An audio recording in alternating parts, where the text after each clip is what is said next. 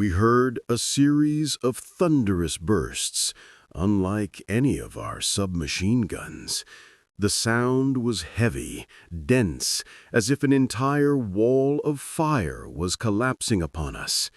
From the memoir of a German corporal, 10th Panzer Division, Kasserine, February 1943. North Africa, late 1942. Desert winds swept clouds of sand around the low mountain ranges of Tunisia. After years of fighting, German and Italian forces still held the upper hand on this front, confident that the Allies, even reinforced by American troops, would not change the balance. Yet, in their first clash, the Germans began to notice something strange. The Americans had brought weapons and tactics unlike anything they had ever seen. On November 8, 1942, Operation Torch began. For the first time, U.S. forces landed in North Africa, opening a new front with the British against the Axis. The Germans, who had dismissed the Americans as green amateurs, were surprised to find their new enemy far from weak. Among the familiar Springfield M1903 and M1 Garand rifles, one weapon drew particular attention: the Thompson submachine gun. The Thompson, mocked in Europe as a Chicago gangster's gun, now appeared in the hands of U.S. infantry. Solidly built, with a short barrel and curved 20 or 30-round .45 ACP magazines, it looked quite different from the German MP40. But the real shock came not from its appearance, but from how the Americans used it. In skirmishes across Tunisia, especially at the Kasserine Pass in February 1943, German troops encountered for the first time the American tactic of overwhelming fire. They were accustomed to the measured rhythm of precise Kar-98K rifle shots, backed by fixed-position MG-34 or MG-42 machine guns. To them, pouring out ammunition in bursts was wasteful and unprofessional. The Americans thought otherwise. When a U.S. platoon advanced, every man carrying a Thompson fired continuously as he ran, creating a curtain of lead. The heavy, thudding bursts of .45 ACP were slower than the MP40's chatter, but deeper and more resonant, giving the impression that countless small machine guns were encircling the battlefield. The narrow defiles of Kasserine turned into lethal corridors. Any German who poked his head out to observe was immediately pinned down by streams of fire. A German officer wrote in his report, "The Americans seem to carry far too many submachine guns. We estimate that 1 in every 3 or 4 men has a Thompson. They fire constantly, even without clear targets. The result is such strong firepower that our troops can barely maneuver." Meanwhile, American soldiers quickly grasped their advantage. With the Thompson, perfect accuracy was unnecessary. In the chaos of desert combat, dust, terrain obstructions, and poor visibility, volume of fire mattered more than precision. They could close in on German positions, spraying bursts that forced the enemy to keep their heads down rather than fight back. The logistical contrast shocked the Germans even more. For the Wehrmacht, ammunition was scarce. Soldiers were drilled to conserve every round. The Americans were the opposite. Their vast industrial base meant they could fire so much that Germans felt U.S. bullets never ran out. A single American platoon in a short engagement could expend thousands of rounds, the kind of ammunition a German battalion would think twice before consuming. At Kasirin, the Germans ultimately prevailed tactically, pushing back the inexperienced Americans. Yet, even in victory, they had to admit an unsettling reality. This was an enemy with a different way of fighting, one rooted not in European doctrine, but in the brute weight of firepower and industry. A German soldier recalled in his diary, "We thought we knew every kind of weapon in the world, but the Thompson is different. It is not accurate, it fires slowly, yet whenever it appears, the whole battlefield trembles. The Americans shoot as if they will never run out of ammunition." For the Americans, the Thompson also became a weapon of confidence. Infantrymen felt safer with a gun that could unleash a dozen rounds in seconds. It gave them psychological dominance, emboldening them to surge forward instead of hesitating under the terrifying bursts of the MG-42. Thus, Kasirin Pass was not only a bitter defeat for the U.S. Army in its early days, but also a veiled warning to the Germans. They had won, but they had also glimpsed a weapon and a style of fighting that would later become a nightmare across Europe. The Germans began asking themselves if, in the coming months, the Americans, with their Thompsons, learned, adapted, and coordinated their fire even more effectively. What would happen when they landed in Italy, in Normandy, and then marched into the heart of Germany? September 1943. As Allied forces landed at Salerno, the skies over the Mediterranean lit up with naval gunfire and bomber raids. On the ground, amid limestone hills and ancient villages, American troops carried a weapon that caught the Wehrmacht off guard: the Thompson submachine gun. At Kasirin Pass, the Thompson had only appeared sporadically among inexperienced U.S. platoons. In Italy, however, it had become the very soul of close-quarters tactics. Amid ruined cities, tiled-roofed houses, and thick stone walls, the German K98K rifle suddenly felt outdated. A bolt-action weapon firing one precise shot at a time could not compare with the storm of bullets that Thompson unleashed in confined spaces. At San Pietro in Fine, December 1943, American forces faced a hardened German defensive line of concrete bunkers and deep trenches. Reports after the battle noted, many platoons survived only thanks to the Thompson. A U.S. veteran wrote, "We stormed house by house, bunker by bunker. If we'd had only Garans, we might never have driven them out. But with the Thompson, one burst of .45 ACP and the whole room went silent." American confidence soared. Soldiers felt as if they carried a pocket machine gun, capable of smashing through any resistance. Each pull of the trigger did not just release bullets, it released courage. The Germans, by contrast, were stunned. At Monte Cassino, among the ruins of the ancient monastery, Americans advanced step by step with Thompsons in hand. Unlike the German style of precise single-shot fire, the Americans employed marching fire, firing continuously as they advanced, a moving wall of lead shielding the platoon. German accounts described it as if we were fighting against a moving wall of steel. Production figures underscored the imbalance. In 1943 alone, the U.S. produced over 500,000 Thompsons.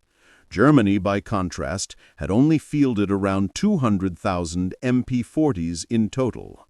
while the Germans reserved their submachine guns for special assault squads. In Italy, nearly every U.S. platoon carried several Thompsons, and entire companies could be equipped with dozens. As Americans attacked through Italian villages, locals recalled the relentless chop, chop, chop of the Thompson, echoing through cobbled streets, mixed with the pounding of boots on stone. The sound was nothing like the quick, high-pitched snap of the MP40. It was deeper, heavier, like a hammer striking the chest, frightening even to civilians. A U.S. corporal of the 36th Division recalled, "We entered Anzio, and every house could be a trap. But with the Thompson, we weren't afraid.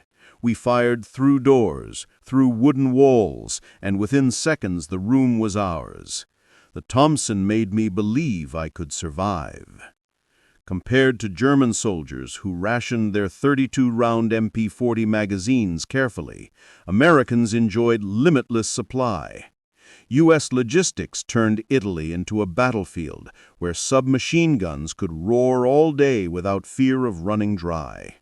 Germans, used to dominating with MG-42s and artillery, were shocked that their enemy could now generate a steel storm, even at the individual level.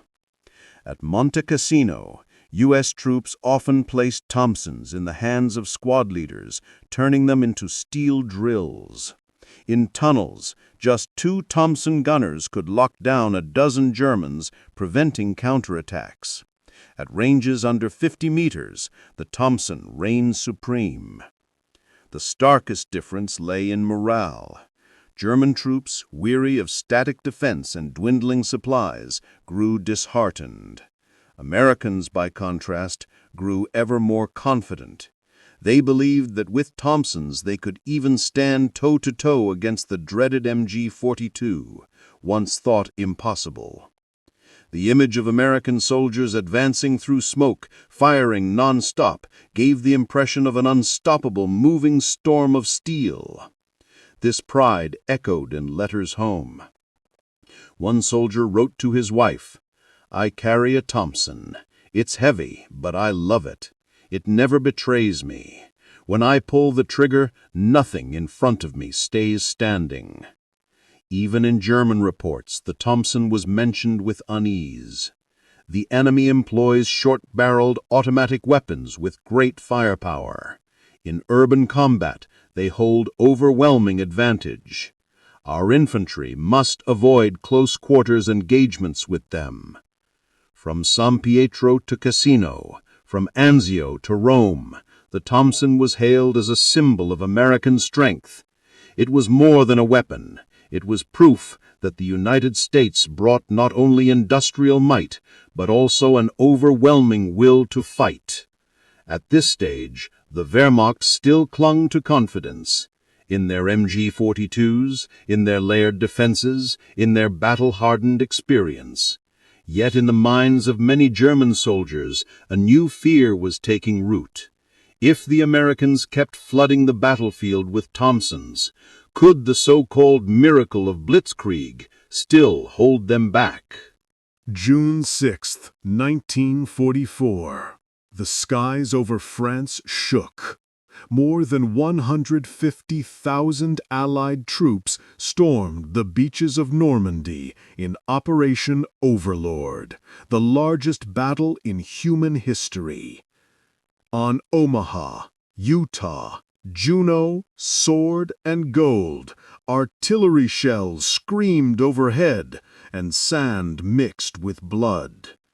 Amid the chaos, a sound familiar to American soldiers rang out, the heavy, pounding, chop, chop, chop of the Thompson submachine gun. If North Africa and Italy had been only rehearsals, Normandy was the true test. The Germans had built an entire Atlantic wall, concrete bunkers, MG-42 pillboxes, and veteran defenders. The Wehrmacht believed they could annihilate any landing force the moment the Americans set foot on shore. But their enemy had changed. In the hands of the 82nd and 101st Airborne and the Rangers, the Thompson became the key to unlocking Europe. At Carentan, Sainte-Mère-Église, and in the rubble-strewn streets of Caen, the Thompson appeared at the very front line, where the distance between life and death was measured in meters. The technological contrast was immediate. The Germans relied on the Kar 98K bolt-action rifle, precise, with a range up to 800 meters. But in Normandy, 90% of engagements took place under 100 meters, in thick hedgerows, narrow village lanes, and moss-covered stone walls. At those ranges, the Kar 98K was like a scalpel in a storm of bullets. The Thompson, with its 600 rounds per minute, 30-round magazines, and powerful .45 ACP cartridges, turned every U.S. infantryman into a one-man machine gun. A German officer recorded after Carentan, "They do not fight like European soldiers. They rush forward with short-barreled guns, firing as they run, without aiming. We shot down a few, but their fire was so dense that entire companies could not raise their heads." The greatest shock came from the tactic of marching fire. Americans advancing in line, firing continuously with Thompsons and M1 Garands, creating a rain of bullets. To Germans accustomed to deliberate, rationed fire, the sight was staggering. It felt as though they were fighting an enemy twice their number, as sound and volume of fire shook every defensive line. At Carentan, American paratroopers used Thompsons to clear houses one by one. A veteran recalled, "We didn't have time to aim. We just pulled the trigger, and the Thompson did the rest. Every time one spoke, the whole room was ours." Against the MP-40, the Thompson proved superior in many ways. The MP-40's 9mm rounds were faster, but lacked the stopping power of the .45 ACP. In urban combat, a single .45 round could drop an enemy instantly, while the MP9 rounds sometimes took 2 or 3 hits. More importantly, the Americans had overwhelming numbers. By June 1944, the U.S. had produced over 1.2 million Thompsons, plus hundreds of thousands of M3 grease guns. The Wehrmacht, in the entire war, had fielded only about 700,000 MP-38-40s, a disparity that could not be bridged.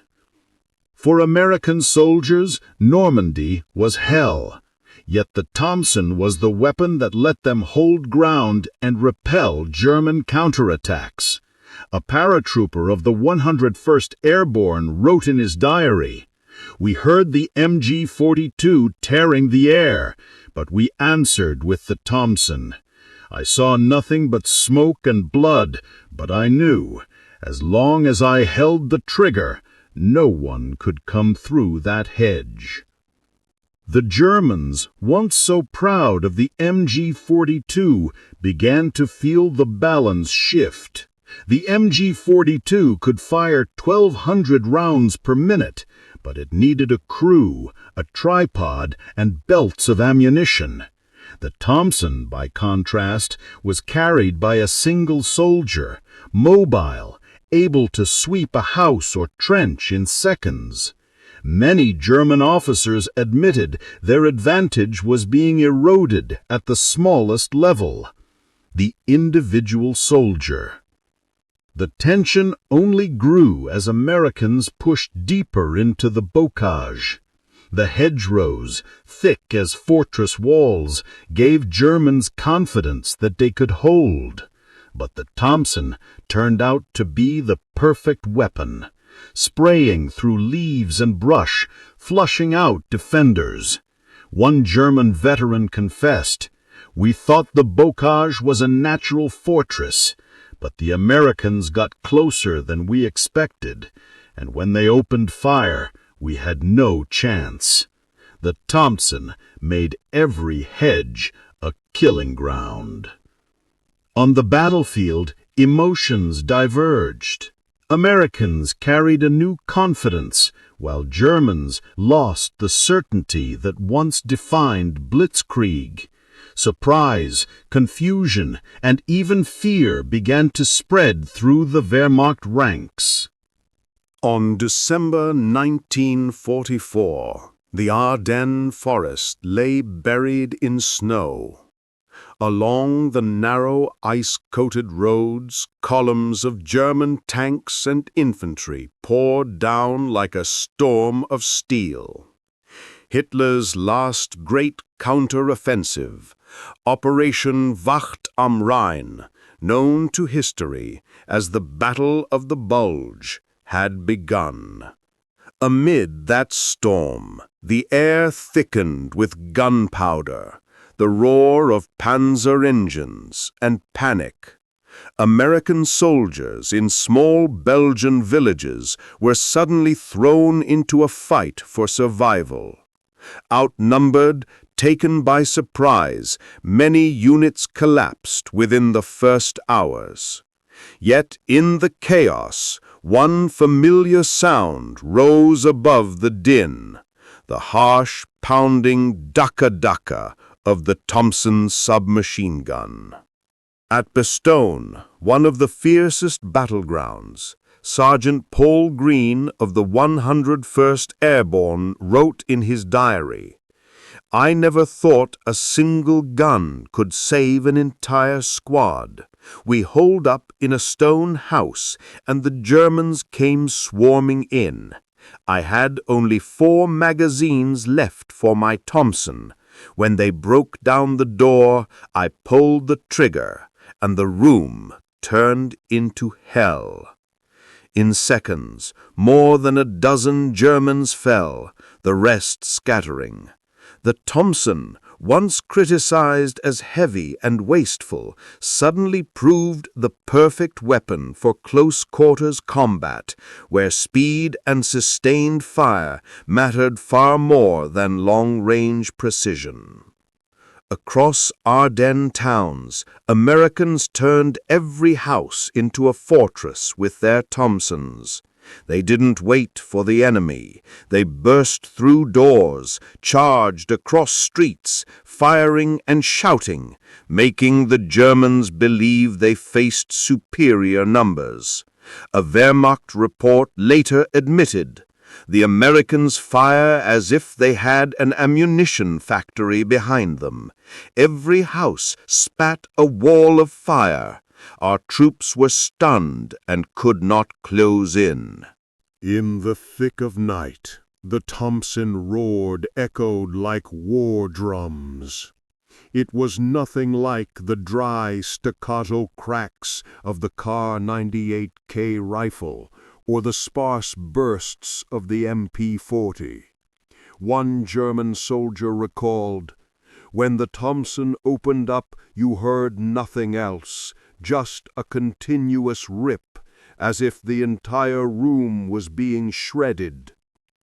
That sound carried a crushing psychological weight. Battle was not only steel and blood, but spirit. In Ardennes, German units, though initially advantaged, often faltered when faced with the relentless fire of the Thompson. Over 6 weeks, nearly 20,000 Americans were killed, with more than 80,000 casualties, but the Germans paid even dearly. 100,000 casualties, thousands of tanks, guns, and vehicles destroyed. Military records noted that in many close-quarters battles around Bastogne and nearby villages, U.S. troops armed with Thompsons had a markedly higher survival rate than those carrying only Garands or carbines. One German officer later confessed, "We had panzers, we had artillery, we had the snow on our side, but the Americans had the Thompson, and that turned every street into our graveyard." On December 23rd, the skies cleared and American planes swept in. Bombs, artillery, and Thompson fire from the ground combined, leaving pockets of German forces smoldering wrecks. In a village near Foy, paratroopers advanced step by step through the snow, Thompsons raised high. Doors splintered open. Inside, German soldiers were either cut down or forced to surrender. On the other side, the last words of a German private's diary read, "We have no more ammunition, no more supplies. The Americans never stop firing. Their guns sound like death drums for us. I do not know if I will live to see tomorrow." The diary ends there. The soldier never left Ardennes. The Battle of the Bulge ended in crushing defeat for the Wehrmacht. From that point on, Nazi Germany would never again launch a major offensive. The Thompson was not the only weapon that secured the victory, but the image of American soldiers storming through houses and trenches with the submachine gun became a symbol of industrial might and new tactics. The echo of the Thompson did more than thunder across Ardennes. It announced a grim truth. The tide had turned, and the fall of Germany was now only a matter of time. One cold morning in 1945, after Berlin had fallen, American soldiers entered the abandoned bunkers of the Wehrmacht. On a table, amid scraps of papers and torn maps, they found hasty reports on American weapons. One line, underlined several times, stood out. "The Americans fire more than we can imagine." That short sentence seemed to be the bitter epitaph of a war machine that had once terrorized all of Europe. And if one searches for the cause, it is impossible not to mention the Thompson submachine gun, a weapon once dismissed, later turned into a symbol of American industrial supremacy. The Thompson was far from perfect. It was heavy, had limited range, and consumed ammunition at a staggering rate. Yet those very flaws, when placed in the hands of an army with unmatched logistics, became fatal advantages. In North Africa, the Thompson proved that urban warfare could not rely on long-range rifles alone. In Italy, it turned every house into a mobile strongpoint.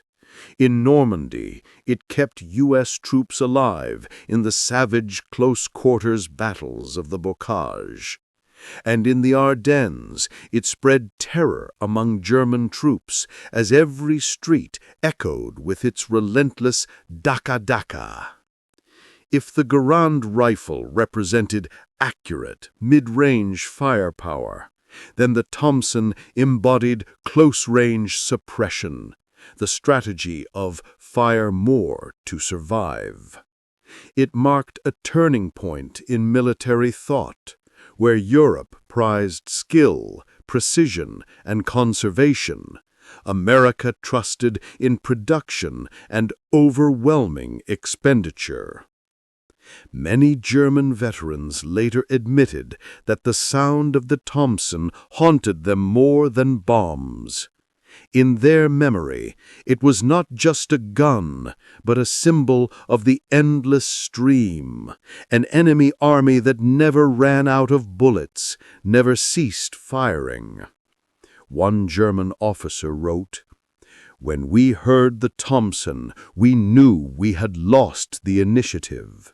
We knew we were in a battle where the enemy did not merely want to win, but to crush us." Sound became a weapon of psychological war, and once morale collapsed, defeat was only a matter of time. The Thompson also revealed a tragic truth. The 20th century was no longer the age of lone heroes, but the age of the assembly line. Germany had elite soldiers, sharp military doctrines, and legendary panzers, but none of it mattered against an enemy with near-infinite production. In the hands of a small, poorly supplied force, the Thompson would have been just an ammo-hungry gun. But backed by the factories of Detroit, Pittsburgh, and Chicago, it became the symbol of total industrial war. Millions of Thompsons were produced, and each carried billions of bullets in its shadow. War was no longer man against man, but stockpile against supply chain. Once America's industrial wheel began to turn, every German counterattack became nothing more than the death throes of a collapsing regime. The Thompson's legacy extended far beyond World War II. After the war, the U.S. Army quickly replaced it with the M3 grease gun and later with the M16 in the 1960s. But the doctrine it embodied, overwhelming, mobile, continuous fire, became a global standard. The Soviets studied American battlefield lessons closely, leading to the creation of the AK-47, a rifle born from the same philosophy: fast, high-volume fire, easy to use, prioritizing suppression over perfect accuracy. From then on, the world entered the era where the automatic rifle became the backbone of every army. In that sense, the Thompson was the bridge between the old submachine gun and the modern assault rifle. It was not flawless, but it paved the way for a future where sustained fire mattered more than a single well-aimed shot. Today, the Thompson rests in museums or flashes across Hollywood gangster films. But for the veterans who once gripped it in battle, it was more than a weapon. It was survival itself, the line between life and death. On the cold stone walls of Normandy, on the snow of Ardennes, or in the rubble of Cassino, the Thompson sound still echoes in memory. It reminds humanity that wars are not decided solely by courage or spirit, but by the ability to turn steel and sweat into endless storms of bullets. And so the Thompson's greatest legacy is not its shape or its firepower, but a harsh lesson. In the war of steel and blood, it was not spirit, but industry that decided fate.